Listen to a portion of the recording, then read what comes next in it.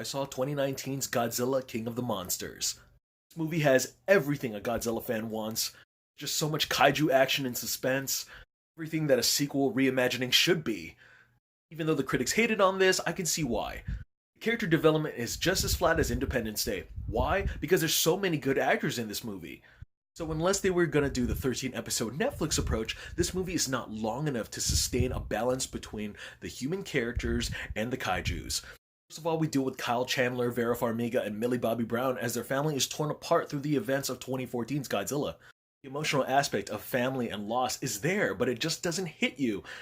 What a great ensemble. Even though they didn't have impactful performances, the ones who really stole the show were Vera Farmiga, Charles Dance, Ken Watanabe, and Bradley Whitford. And whoever wrote the script on this guy, I mean, his role was just hilarious. All the lines that came out, genius.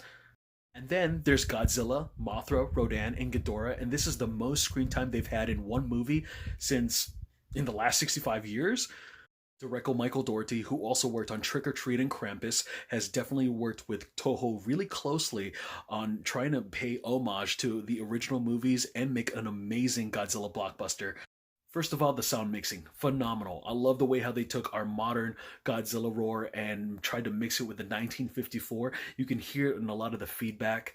And the original theme songs for Godzilla and Mothra, which were just wonderfully remastered. Also, all the digital creature designs, including Mothra's wings and how it just resembles Godzilla's eyes.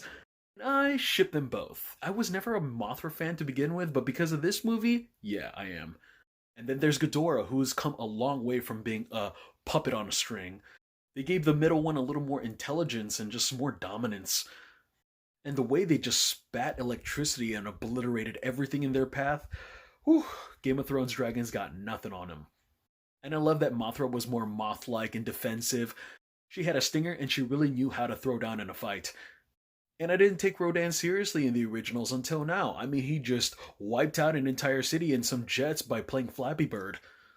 And Godzilla got to show off some of his overpowered defense mechanisms, which will make every Godzilla fan stand up and cheer.